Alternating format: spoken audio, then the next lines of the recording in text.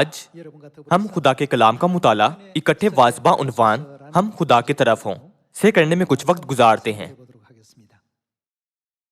ये बड़े पैमाने पर जाना जाता है कि अमेरिकी खाना जंगी के दौरान यूनियन आर्मी की सूरत हाल कन्फेडरेट आर्मी के मुकाबले में कहीं ज्यादा नासाजगार थी। अब्राहम लिंकन यूनियन आर्मी का सरबराह था। उस वक्त अब्राहम लिंकन ने तमाम फौजियों की हौसला अफजाई के लिए बैरकों का दौरा किया था।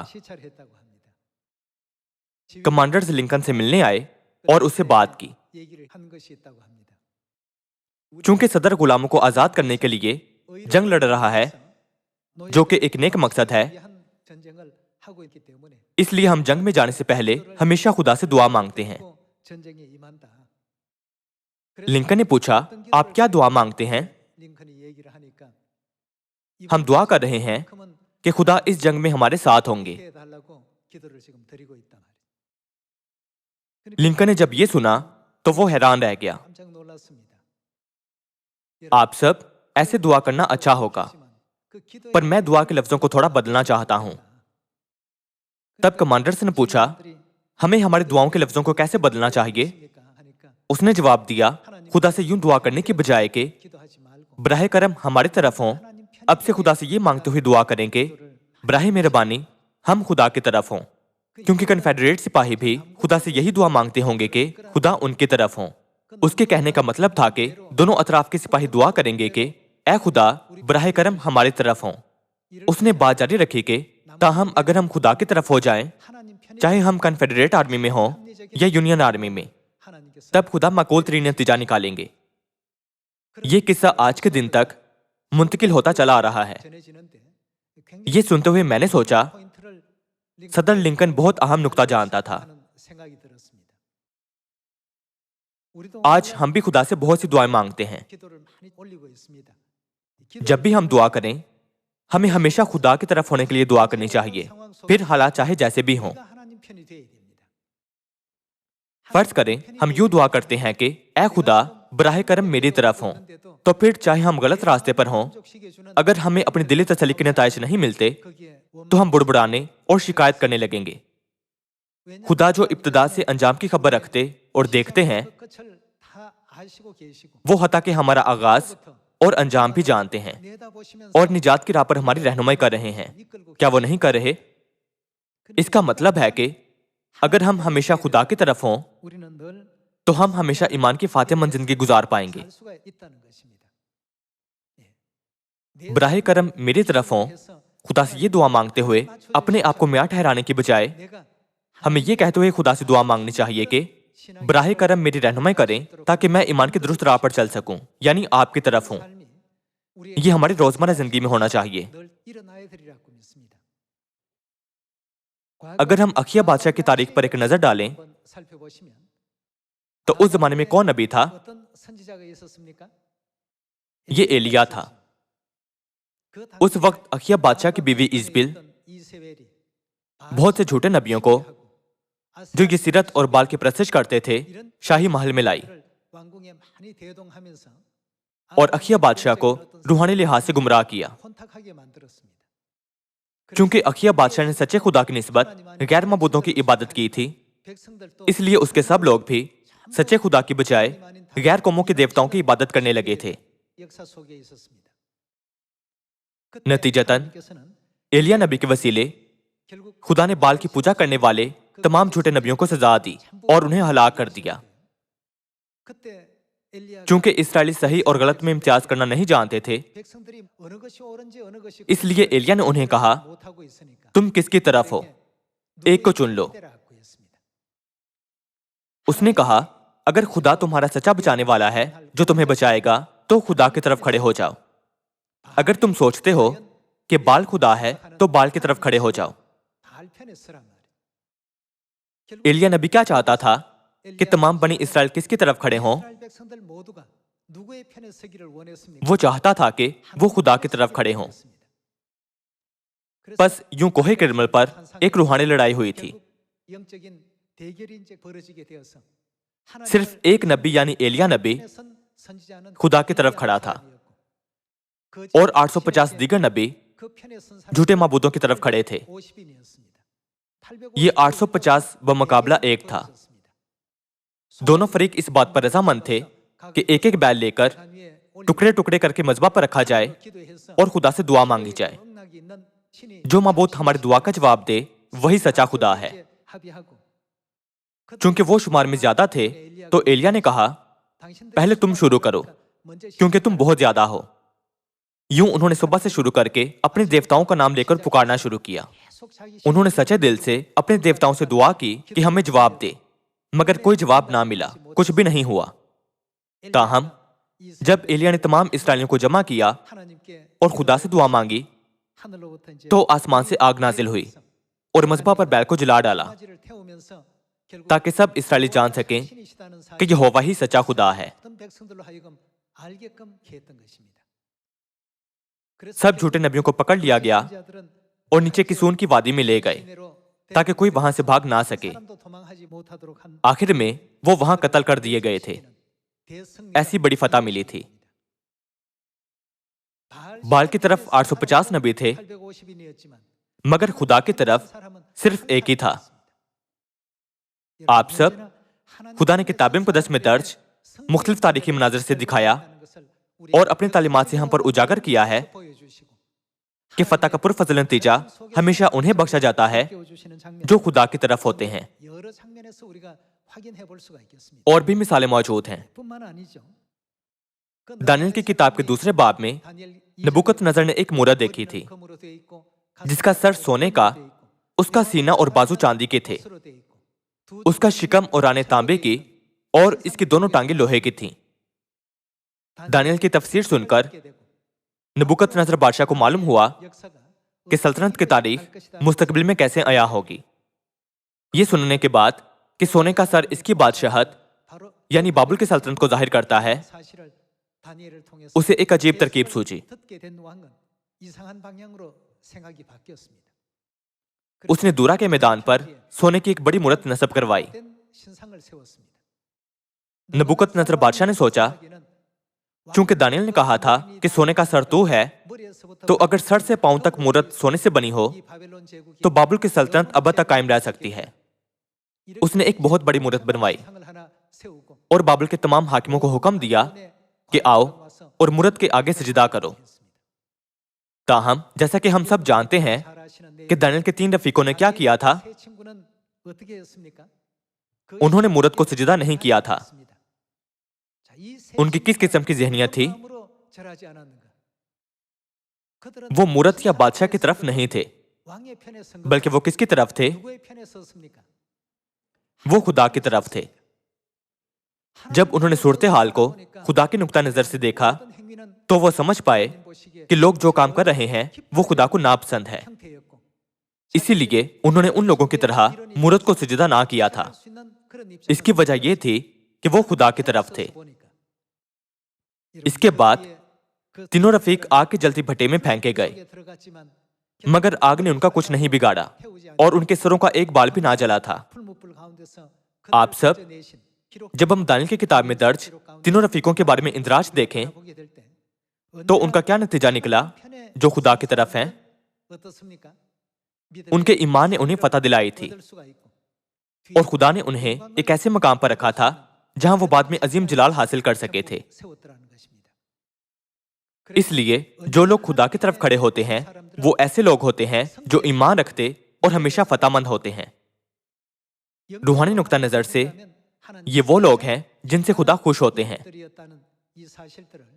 अगर हम इन हकायक को ना भूलें तो जब हम ईमान की राह पर चल रहे हों तो सही उनके तमाम अराकीन को हमेशा किसकी तरफ होना चाहिए? खुदा से ये कहते हुए दुआ करने की बजाय कि ऐ खुदा आप मेरी तरफ क्यों नहीं हैं, बराह करम मेरी तरफ हों ताकि मैं वो पूरा कर सकूं जो मैं करना चाहता हूं। बल्कि हमें यूं दुआ करनी चाहिए कि ऐ खुदा आपकी क्या मर्जी है, बराह करम मेरी रहनुमाई करें ताकि मैं आपकी तरफ खड़ा रह सकूं। बराह करम बख्शिए कि मैं हमेशा आपकी तरफ रहूं। क्या हमें इस अंदाज से दुआ नहीं करनी चाहिए?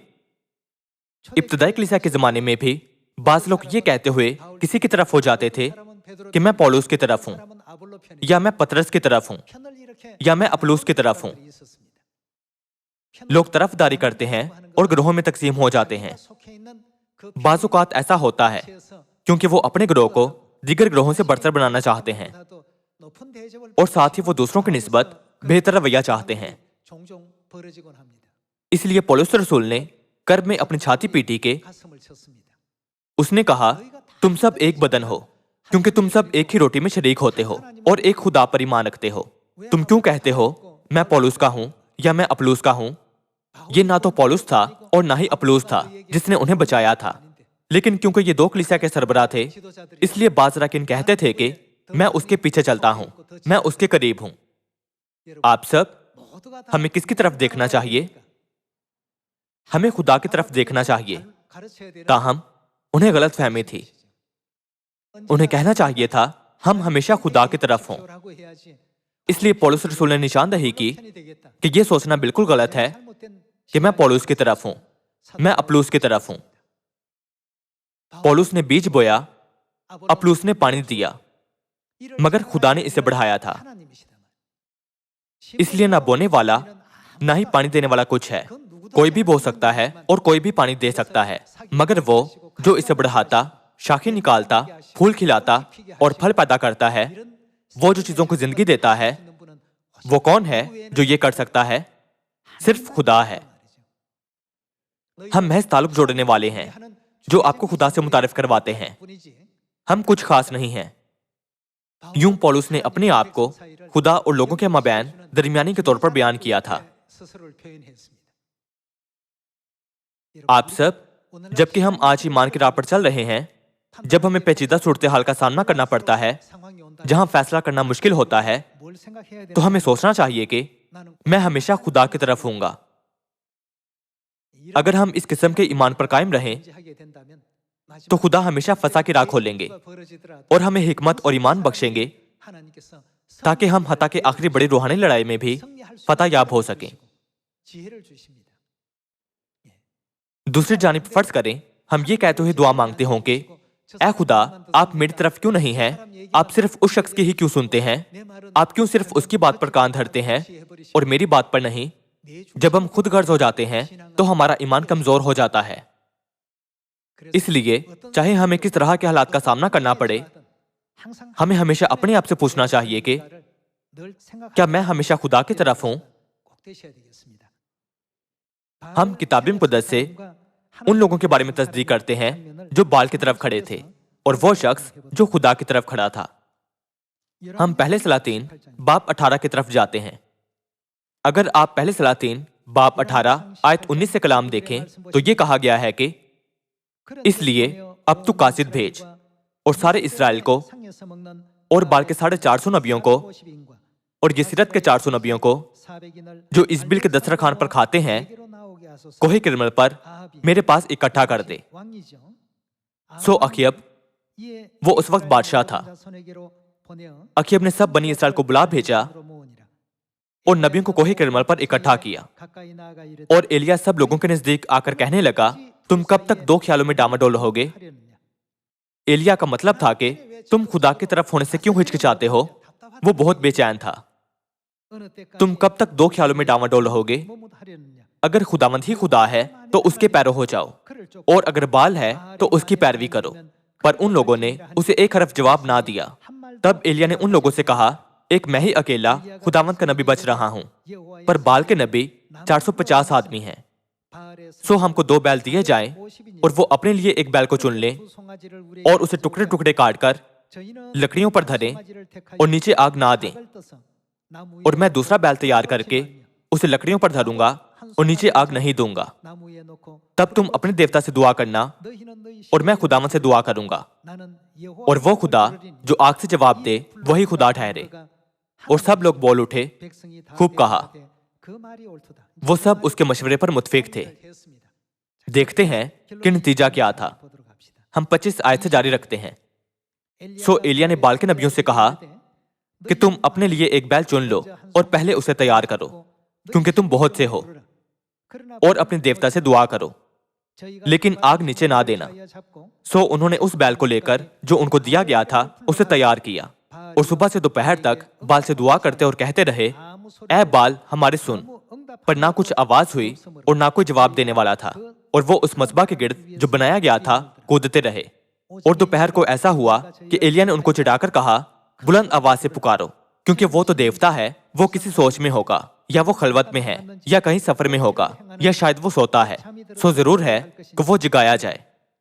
तब वो बुलंद आवाज से पुकारने लगे और अपने दस्तूर के मुताबिक अपने आप को छुरियों और नश्तरों से घायल कर लिया, यहाँ तक कि लहूलुहान हो गए। वो दोपहर ढले पर भी शाम की कुर्बानी चढ़ाकर नबुवत करते रहे, पर ना कुछ आवाज हुई, ना कोई जवाब देने वाला, न तवज्जो करने वाला था। 30 आयत से देखते हैं, तब एलिया ने सब लोगों से कहा कि मेरे नजदीक आ जाओ। चुनाचे सब लोग उसके नजदीक आ गए। तब उसने खुदावंद के उस मज़बा को जो ढा दिया गया था मुरम्मत किया, और एलिया ने याकूब के बेटों के कबीलों के शुमार के मुताबिक, जिस पर खुदावंद का ये कलाम नाजिल हुआ था कि तेरा नाम इसराइल होगा, 12 पत्थर लिए, और उसने उन पत्थरों से खुदावंद के नाम का एक मज़बा बनाया। और मज़बा के इर्द गिर्द उसने ऐसी बड़ी खाई खोदी जिसमें 2 पैमाने बीज की समाई थी, और लकड़ियों को करीना से चुना और बैल के टुकड़े टुकड़े काटकर लकड़ियों पर धर दिया, और कहा, 4 मटके पानी से भरकर उस सोख्तनी कुर्बानी पर और लकड़ियों पर उंडेल दो। फिर उसने कहा, दोबारा करो। उन्होंने दोबारा किया। फिर उसने कहा, 12 करो। सो उन्होंने 12 भी किया, और पानी मज़बा के गिरदा गिर्द बहने लगा, और उसने खाई भी पानी से भरवा दी। और शाम की कुर्बानी चढ़ाने के वक्त एलिया नबी नजदीक आया और उसने कहा, ऐ खुदावंद अब्राहम और इसहाक और इसराइल के खुदा, आज मालूम हो जाए कि इसराइल में तू ही खुदा है, और मैं तेरा बंदा हूं, और मैंने इन सब बातों को तेरे ही हुक्म से किया है। मेरी सुन ऐ खुदावंद, मेरी सुन, ताकि ये लोग जान जाएं कि ऐ खुदावंद तू ही खुदा है, और तूने फिर उनके दिलों को फेर दिया है। तब खुदावंद की आग नाजिल हुई, और उसने उस सोख्तन कुर्बानी को लकड़ियों और पत्थरों और मिट्टी समेत भस्म कर दिया, और उस पानी को जो खाई में था चाट लिया। जब सब लोगों ने ये देखा तो मुंह के बल गिरे और कहने लगे, खुदावंद वही खुदा है, खुदावंद वही खुदा है। एलिया ने उनसे कहा, बाल के नबियों को पकड़ लो, उनमें से एक भी जाने ना पाए। सो उन्होंने उनको पकड़ लिया, और एलिया उनको नीचे किसून के नाला पर ले आया और वहां उनको कत्ल कर दिया। जब हम इस मंजर पर गौर करें तो जो लोग खुदा की तरफ खड़े होते हैं वो हमेशा एलिया की मानंद फतेहयाब होंगे। दानियल के 3 दोस्तों के साथ होने वाले हैरानकुन काम के बारे में सोचें। खुदा ने 3 दोस्तों को सरफराज किया था जो खुदा की तरफ खड़े थे, ना कि सोने की मूरत की तरफ। यूं बाबुल में वो सरबुलंद हुए थे, और हत्ता कि नबूकदनेस्सर बादशाह का दिल खुदा की तरफ फेर दिया। एलिया और 850 झूठे नबियों के दरमियान तसादुम, और दानियल के 3 दोस्तों और सोने की मूरत का मामला, ये किताब मुक़द्दस में दर्ज चंद मिसालें हैं जब लोगों ने इस तरह के बैरूनी दबाव पर काबू पाया था। ताहम जब हम अपने आप से लड़ते हैं, जब हमें यह इंतखाब करना पड़ता है कि आया हम खुदा की तरफ होंगे या अपने आप की तरफ, तो हम पेशतर ही नुकसान में होते हैं। सोने की मूरत और खुदा के मामले में अगर हमें थोड़ा सा भी ईमान हो तो हम खुदा की तरफ होंगे। हत्ता कि अखिया बादशाह के जमाने जैसे जमाने में भी उन लोगों में जो बाल की तरफ थे और जो यहोवा की तरफ थे, बहुत से लोग खुदा की तरफ होते।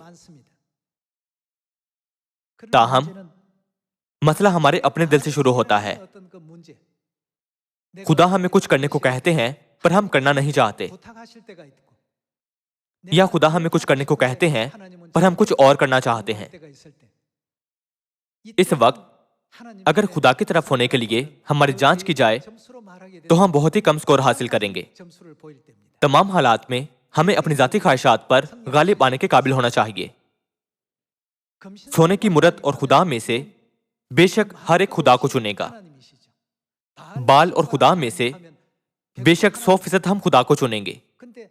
ताहम जब बात मैं और खुदा पर आती है तो लोग खुदा को चुनने में हिचकिचाते हैं। लोग नहीं कह सकते कि वो हमेशा खुदा की तरफ हैं। ये अखिया बादशाह के जमाने की तरह ही है कि जब इसराइल ये ना जानते हुए हिचकिचाते थे कि उन्हें खुदा की तरफ होना चाहिए या बाल की तरफ। उस वक्त एलिया बहुत बेचैन हुआ और कहा, अगर यहोवा खुदा है तो खुदा की तरफ खड़े हो, अगर बाल खुदा है तो बाल की तरफ खड़े हो। जब बात दीगर लोगों के मसाइल की होती है तो हम वाज़ेह तौर पर उनका इम्तियाज करते और कहते हैं कि आप खुदा की तरफ खड़े हों। हम दूसरों को दुरुस्त जवाब देते हैं। ताहम जब बात अपने जाती मसाइल की होती है तो ऐसा नहीं लगता कि हमें दुरुस्त जवाब मिला है। यहां तक कि अगर ये हमारे जाती मसले की बात हो तो हमें क्या करना चाहिए? हमें हमेशा खुदा की तरफ होना चाहिए। एक बार जब हम खुदा की तरफ खड़े हो जाएं, हमें कोई पछतावा नहीं होगा। हम खुदा के कलाम से इसकी तस्दीक करते हैं। इफिसियों बाब 5 खोलते हैं। बाब 5 आयत 1, खुदा की मानंद बनो। हमें किसकी मानंद बनना चाहिए? हमें खुदा की मानंद बनना चाहिए। दूसरे अल्फाज में हमें किसकी तरफ होना चाहिए? हमें हमेशा खुदा की तरफ होना चाहिए। बस अजीज फर्जंदों की तरह खुदा की मानंद बनो और मोहब्बत से चलो, जैसे मसीह ने तुमसे मोहब्बत की और हमारे वास्ते अपने आप को खुशबू की मानंद खुदा की नजर करके कुर्बान किया। हम अक्सर कहते हैं कि ए खुदा, इसके सिवा मैं सब कुछ कर सकता हूं। मसलन फर्ज करें हमारा सामना अब्राहम जैसे सूरत हाल से होता है। अगर खुदा आपको हुक्म दें कि अपने इकलौते बेटे इसहाक को खुदा की नजर कर दें, जो आपसे 100 साल की उम्र में पैदा हुआ है, तो क्या आप ये नहीं कहेंगे कि ए खुदा, क्या मैंने आज तक आपके किसी कलाम की नाफरमानी की है? मैंने आपके कलाम की पुरफजल तौर पर फरमाबरदारी की है। क्या आप फक्त इस एक हुक्म को बदल नहीं सकते? अब्राहम के बारे में सबसे बड़ी बात यही थी कि उसने इस तरह का जवाब नहीं दिया था। वो किसकी तरफ था? वो खुदा की तरफ था। हमेशा उसके फैसले का मेयार और जिंदगी की सिमत खुदा की तरफ होती थी। यूं वो कभी कोई बहाना नहीं बनाता था। हालांकि वो खुदा के हजूर कई उज़र पेश कर सकता था। अब्राहम हमेशा खुदा की तरफ होता था। नूह भी हमेशा खुदा की तरफ होता था। जब हम ईमान के बावजूदात के इंद्राजात पर गौर करें जो किताब मुकद्दस में दर्ज हैं, तो वो लोग वाकई खुदा की तरफ खड़े होने वाले लोग हैं। तो फिर क्यों किताब मुकद्दस में ऐसे इंद्राज किए गए हैं? रोमियो की किताब के 15वें बाब में क्यों वो सब लिखी गई जो माजी में हुई थी? क्या ये हमारी तालीम के लिए नहीं लिखी गई थी? ऐसे कई लोग हैं जो ईमान के मुख्तलिफ रास्ते पर चले थे, मगर उनके इंदराज किताब मुकद्दस में से खारिज कर दिए गए हैं। क्या वजह है कि सिर्फ उनके इंदराज किताब मुकद्दस में हैं जो खुदा की तरफ थे? अब्राहम के मामले में बहाने बनाने के बेशुमार मौके थे। वो खुदा का बहुत वफादार था और खुदा पर दुरुस्त ईमान रखता था। वो हमेशा खुदा की पुरफजल राह पर चलता रहा था, हालांकि वो नहीं जानता था कि वो कहां जा रहा था। अगर इसहाक के साथ कुछ ऐसा वैसा होने को होता तो सारा कहती, बराह करम इस बच्चे को जिंदा छोड़ दो और इसके बजाय मुझे ले जाओ। वो ऐसे दिल शिकन सूरत हाल से फिक्रमंद था, इसलिए उसने सारा को भी नहीं बताया, बल्कि फौरन खुदा के हुक्म पर अमल किया। इसकी वजह यह थी कि वो खुदा की तरफ था। वो पुख्ता ईमान रखता था कि अगर खुदा चाहे तो वो मुर्दे को जिंदा कर सकते हैं और किसी को भी जिंदगी दे सकते हैं। अब्राहम हमेशा खुदा के इस वादे पर ईमान रखता था कि मैं तेरी नस्ल को आसमान की सितारों की मानंद बेशुमार बनाऊंगा। अब्राहम और नूह की तारीख के बारे में सोचें, जो हमेशा खुदा की तरफ थे। वो अपनी तरफ नहीं थे। वो हमेशा ये सोचकर खुदा की तरफ थे कि इस हुक्म के पीछे खुदा की क्या मर्जी है। बस खुदा की तरफ होकर वो हर उस हुक्म को मानते थे जो खुदा उन्हें देते थे। इसलिए वो रास्तबाजी के वारिस और ईमान के बावजूदात बने और किताब मुकद्दस में उन लोगों का इंदराज खुदा को पसंद आने वाले लोगों के तौर पर किया गया था। क्या ऐसा नहीं है? जब भी आप दुआ करें, मेहरबानी से हमेशा अपने आप से पूछें कि आया ये आपकी अपनी मर्जी है या खुदा को खुश करने वाली मर्जी की तरफ बढ़ने की दिली ख्वाहिश है? अय्यूब की किताब का 22वां बाब देखते हैं, आयत 21 देखते हैं।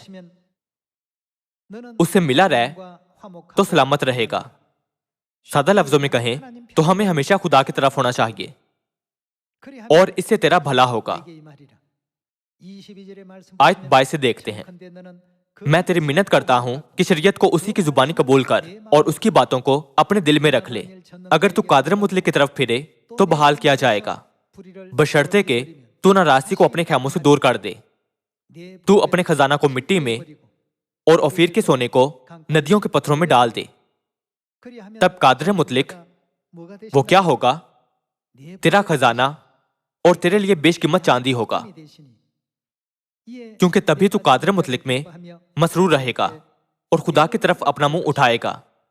तू उसे दुआ करेगा और वो तेरी सुनेगा और तू अपनी मन्नतें पूरी करेगा। जिस बात को तू कहेगा वो क्या हो जाएगी? तेरे लिए हो जाएगी और नूर तेरी राहों को रोशन करेगा। जब हम खुदा की तरफ होते हैं तो बेताबी, बेचैनी और तारीकी गायब हो जाती है। किताब मुक़द्दस वादा करती है कि हमारे लिए जरूर ऐसा ही होगा। ताहम जो हमारे दिलों में होता है उसे छोड़ना तब मुश्किल होता है अगर हम खुदा को अपना खजाना नहीं मानते और खुदा और हमारे दरमियान अदम इत्तेफाक होता है। हत्ता कि इस लम्हे पर भी हमें खुदा की तरफ होना चाहिए। खुदा की तरफ होने के लिए हमें अपने खजाने का क्या करना चाहिए? हमें इसे दूर फेंकना चाहिए। हमें आसमान की बादशाही को ले जाने के लिए खुदा ने किताब मुक़द्दस की 66 किताबों में सच्चाई और रास्तबाजी दर्ज करवाई है ताकि हम उन पर अमल करें। अगर हम रास्तबाजी और सच्चाई से मामूली सा भी हट जाएं, तो हमें दोबारा तब्दील होना चाहिए ताकि हम सब ज़ाते इलाही में शरीक हो सकें।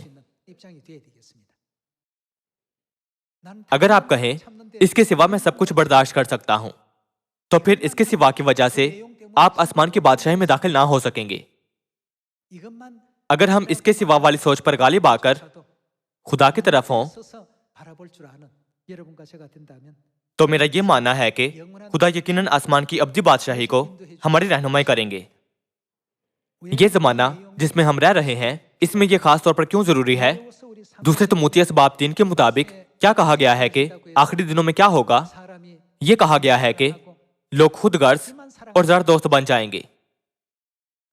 जब कोई सिर्फ अपने आप से मोहब्बत रखता है तो क्या हम उसे खुद गर्ज नहीं कहते हैं? मुझे दूसरों की परवाह नहीं, मैं सिर्फ अपने बारे में सोचता हूं। यह लिखा है कि आखिरी दिनों की सबसे अनोखी निशानी यह है कि लोग खुद गर्ज होंगे और हमेशा अपनी तरफ होंगे, लेकिन कभी दूसरों की तरफ नहीं होंगे। हमें किसने सिखाया कि ऐसी नस्ल के हम शक्ल ना बने? चूंकि यह खुदा की और किताब मुक़द्दस की तालीम है, तो हमें हमेशा खुदा की तरफ होना चाहिए। हमें उनकी मानद नहीं होना चाहिए जो दूसरों की परवाह ना करते हुए सिर्फ अपनी खुशी की परवाह करते हैं। चूंकि खुदा ने हमें यह कलाम बख्शा है, तो हमें एक दूसरे की देखभाल करते हुए खुदा की तरफ खड़े होना चाहिए। हमें उनका एहतराम करना चाहिए जो हमारे इर्द गिर्द हैं, उनकी फिक्र करनी चाहिए और उनके साथ मुत्तहिद रहना चाहिए। हमें अब खुदा की तरफ होना चाहिए। हमें जमानों से बालातर होना और हमेशा सोचना चाहिए कि खुदा की क्या मर्जी है। हम खुदा को अपना खजाना बनाएं। चूंकि खुदा हमारा खजाना है, तो हमें हमेशा किसकी तरफ होना चाहिए? मुझे उम्मीद है कि आप चाहे जो भी दुआ करें, हम दुआ करने के काबिल होंगे कि मेहरबानी से हम खुदा की तरफ हों, ताकि हम खुदा को खुश करें और उन्हें जलाल दें। उम्मीद करते हुए कि आपने ज्यादा फजल हासिल किया है, मैं आज का वाज खत्म करना चाहूंगा। आपका बहुत शुक्रिया।